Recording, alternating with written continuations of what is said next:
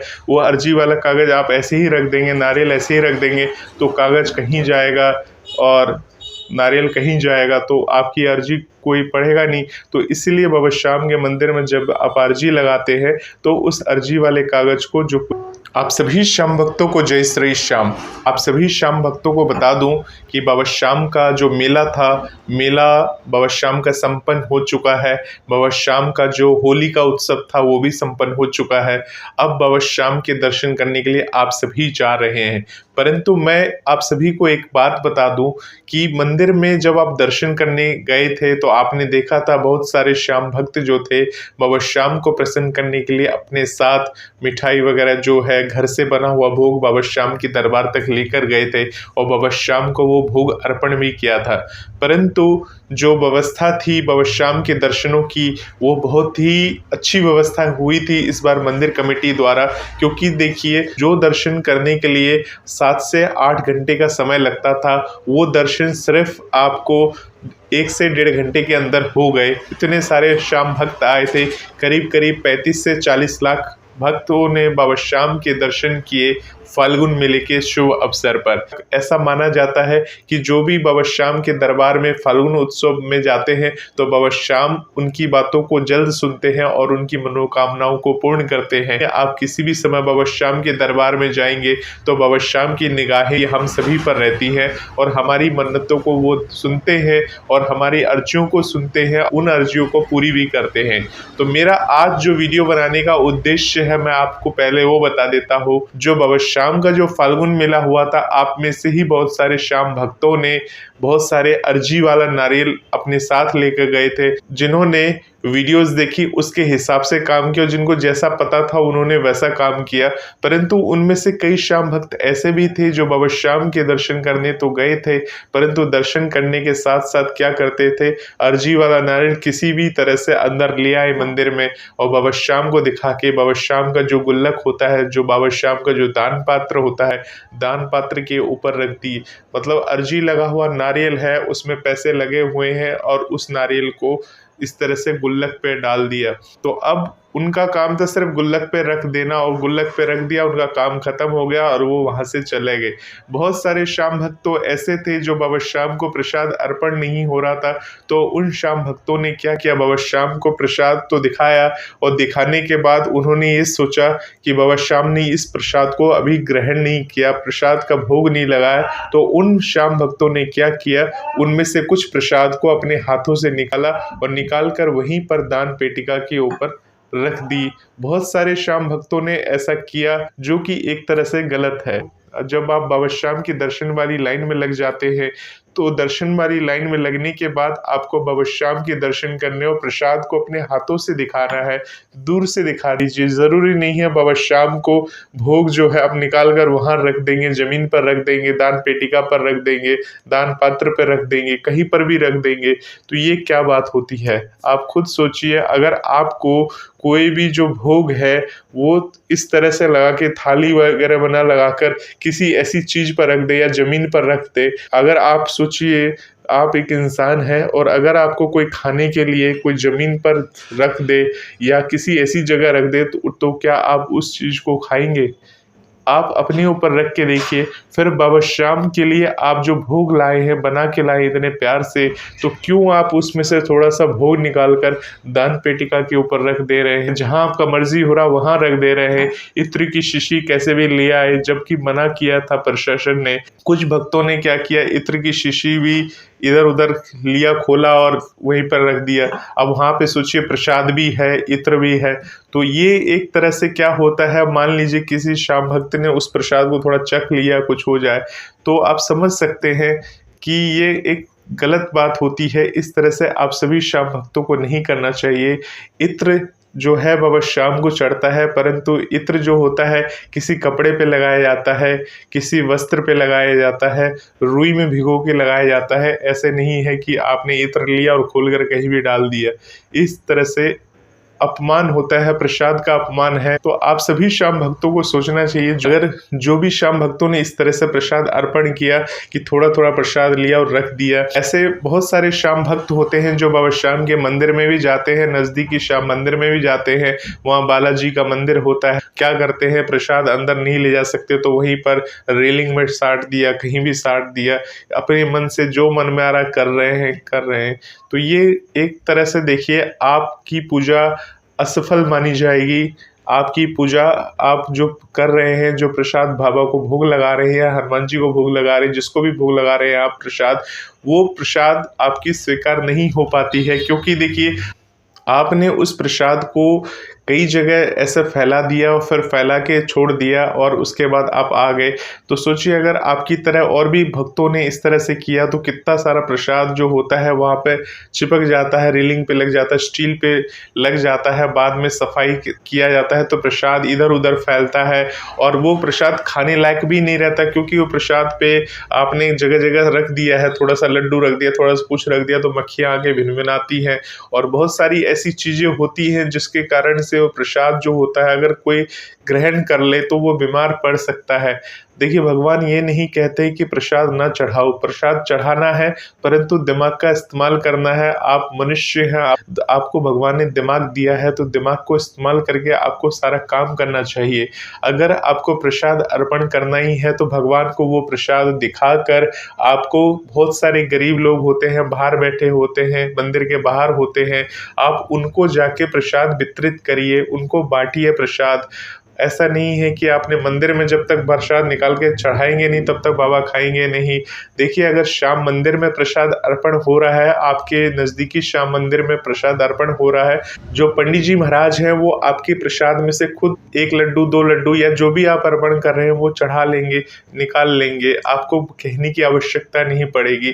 परंतु बहुत सारे श्याम भक्त होते हैं, वो चाहते हैं कि बाबा श्याम भोग को ग्रहण करें तो मंदिर में इधर उधर प्रसाद को रख कर चले आते हैं। उनकी जिम्मेदारी खत्म होती है, हमने मंदिर में रख दिया, हमने अर्जी वाला नारियल लिया और मंदिर में रख दिया, हमारा काम खत्म हुई, हमारी अर्जी पूरी हो जाएगी, ये सोच के घर में आ जाते हैं। उसके बाद उसका नकारात्मक प्रभाव शुरू होता है, तब वो सोचते हैं हमने तो सारा करके देख लिया, हमने सब कुछ कर लिया, फिर भी हमारी मनोकामना अभी तक पूर्ण नहीं हो रही, तो हमारी गलती कहाँ हो रही है।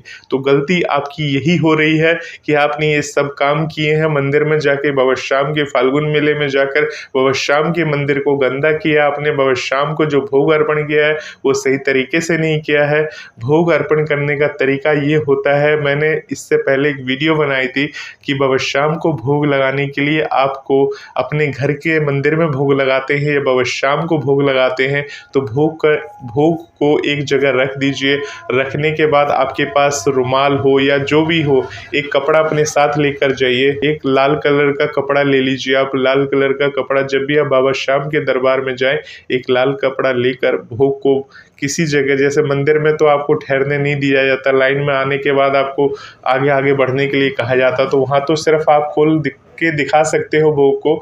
दिखाने के बाद आगे आप जब बढ़ जाते हैं तो बढ़ के जब बाहर आ जाते हैं तो बाहर आने के बाद किसी चीज़ पर रख दीजिए भोग को और उसके बाद उनके समक्ष एक लाल कपड़ा ऐसे भोग के समक्ष रख कर बाबा अपनी आंखें बंद करके बाबा श्याम को कहिए, बाबा श्याम आपको ये भोग अर्पण करना है। मन से बाबा श्याम को याद करते हुए, बाबा श्याम को ध्यान में करते हुए बाबा श्याम का आवाहन करिए, बाबा श्याम को बुलाइए और कहिए बाबा श्याम आप मेरे इस भोग को ग्रहण करो, मैं अपने घर से बना के लाया हूँ ये भोग आपके लिए खास, मेरे इस भोग को आप ग्रहण नहीं करोगे तो मैं भी आज अन्न जल ग्रहण नहीं करूँगा।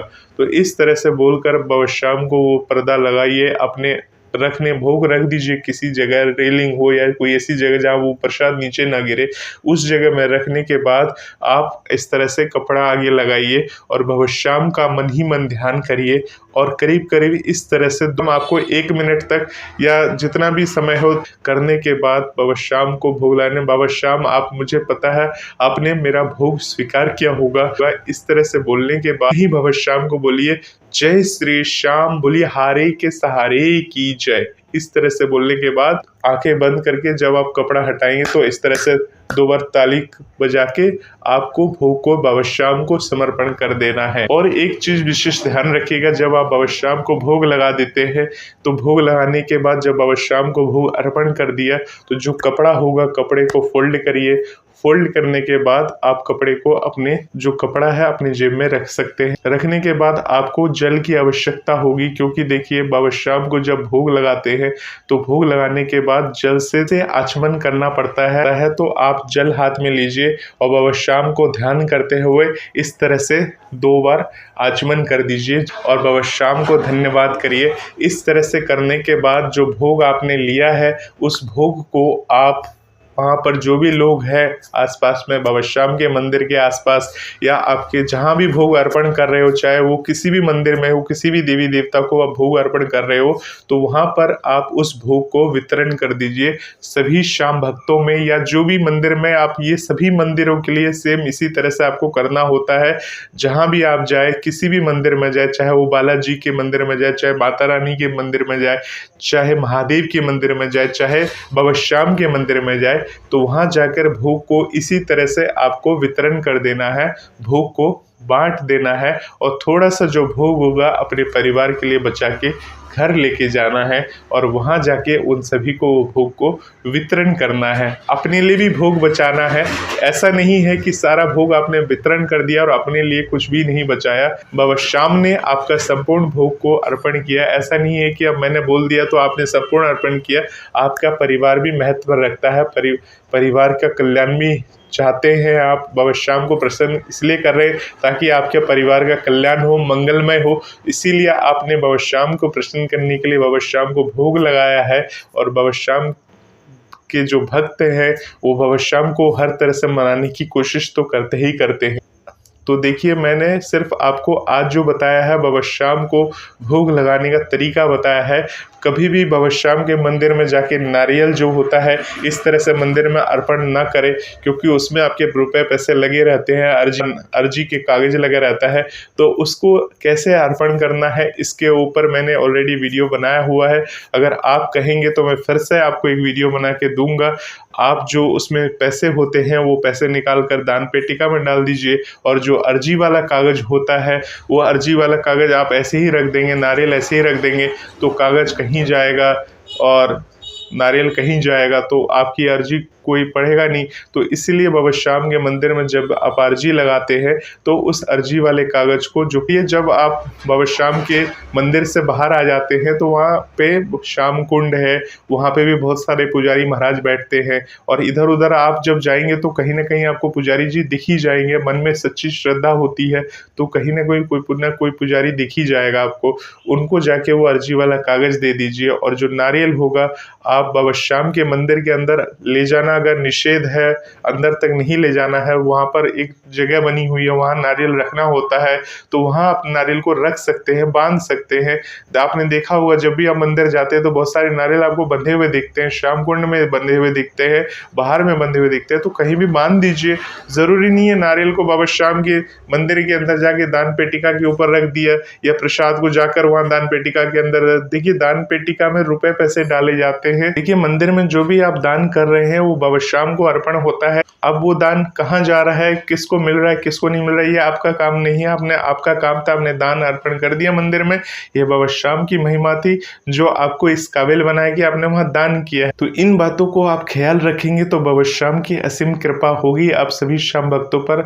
तो आशा करते हैं आपने इस वीडियो से कुछ सीखा होगा और अगर आपको अच्छा लगे तो कमेंट बॉक्स में आप अपनी राय लिख सकते हैं। आप सभी श्याम भक्तों को जय श्री श्याम। बोलिए हारे के सहारे की जय।